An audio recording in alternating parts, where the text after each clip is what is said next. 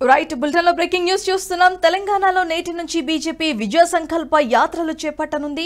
నేటి నుంచి మార్చి 2 వరకు జరగనున్న ఈ యాత్రలో బీజేపీ పాలిత రాష్ట్రాలకు చెందిన ముఖ్యమంత్రులు పాల్గొననున్నారు. 114 అసెంబ్లీ, 17 పార్లమెంటు నియోజకవర్గాల మీదుగా సుమారు 5500 కిలోమీటర్ల మేర కొనసాగనున్న యాత్రలో ఎక్కువగా రోడ్ షోలు ఉండనున్నాయి.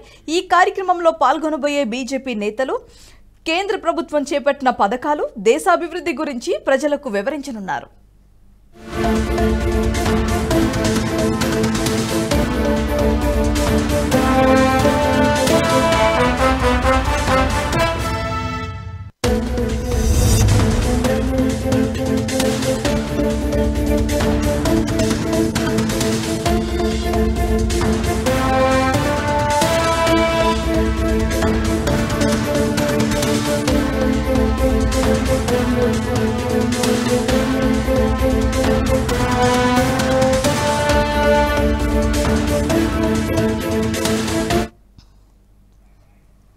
రైట్ బులెటిన్ లో బ్రేకింగ్ న్యూస్ చూస్తున్నాం. తెలంగాణలో నేటి నుండి బీజేపీ విజయ సంకల్ప యాత్రలు చేపట్టనుంది. నేటి నుంచి మార్చి 2 వరకు జరగనున్న ఈ యాత్రల్లో బీజేపీ పాలిత రాష్ట్రాలకు చెందిన ముఖ్యమంత్రులు పాల్గొనున్నారు.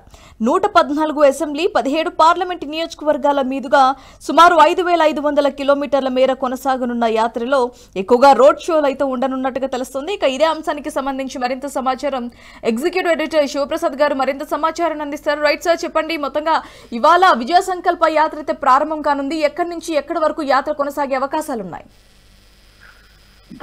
ప్రధానంగా ఎన్నికలని దృష్టిలో పెట్టుకుని, పార్లమెంట్ ఎలక్షన్ దృష్టిలో పెట్టుకుని చేస్తున్నటువంటి ఈ విజయ సంకల్ప యాత్రలు తెలంగాణలోని 17 నియోజకవర్గాలను మొత్తం కవర్ చేస్తూ రాష్ట్రమంతా తిరిగేలా దీనికి సంబంధించినటువంటి ఏర్పాటు చేశారు. క్లస్టర్ల వారీగా ఏర్పాటు చేసినటువంటి 5 క్లస్టర్లు మొత్తం ఏర్పాటు చేశారు. ఈ 5 క్లస్టర్లలో వివిధ నాయకులు, బీజేపీకి చెందినటువంటి వివిధ రాష్ట్ర స్థాయి నాయకులందరూ కూడా దాంట్లో పాల్గొంటారు.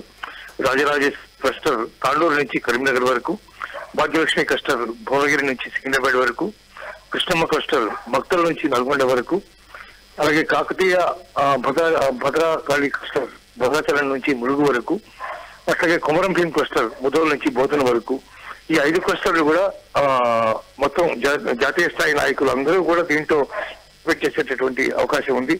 ఇవాళ 2 ముఖ్యమంత్రులు దీన్ని ప్రారంభిస్తున్నటువంటి నేపథ్యంలో కిషన్ రెడ్డి కేంద్ర మంత్రి, అలాగే బీజేపీ రాష్ట్ర అధ్యక్షుడు దీంతో ప్రధాన భూమిక పోషిస్తూ ఉండగా, బండి సంజయ్, లక్ష్మణ్, అలాగే డికే అరుణ, ఈటెల రాజేందర్, ఏపీ జితేందర్ రెడ్డి తదితర కీలకమైనటువంటి నేతలందరూ కూడా ఈ యాత్రలో పాల్గొంటారు.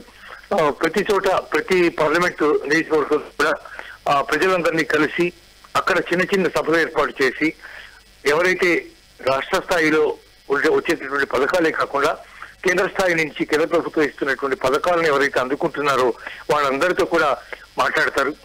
అట్లాగే మిగిలినటువంటి ప్రజలకు కూడా కేంద్ర ప్రభుత్వం ఏం చేస్తోంది, ఎట్లాంటి పథకాలు ఇచ్చింది, ఆ పథకాల వల్ల ఏంటి ప్రయోజనం, రైతులకి కానీ లేకపోతే సామాన్యమైనటువంటి ప్రజానికానికి కానీ వాళ్ళందరూ ఏమేమి అందుకుంటున్నారు తదితర అంశాలన్నీ కూడా సవివరంగా చెప్పడానికి గట్టి ప్రయత్నం చేయబోతున్నారు. తద్వారా రానున్న పార్లమెంట్ ఎన్నికల్లో కనీసం 10 సీట్లు ఖచ్చితంగా గెలిచే విధంగా చేసుకోవడమే ప్రధానమైన లక్ష్యంగా ఈ కార్యక్రమం సాగబోతోంది.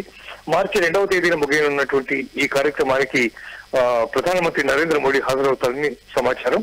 అందువల్ల ఈ 5 క్లస్టర్లు కూడా మొత్తం నియోజకవర్గంలో ఉన్నటువంటి, పార్లమెంట్ నియోజకవర్గంలో ఉన్నటువంటి అన్ని ప్రాంతాలని కూడా కలుపుకుంటూ ఈ క్లస్టర్ల ప్రయాణం మొత్తం అంతా కూడా, బస్సు యాత్ర అంతా కూడా సాగుతుంది అని చెప్పి బీజేపీ చెప్తున్నటువంటి పరిస్థితి కనిపిస్తుంది. Bharathi. Right, thanks for the update Sivaprasad.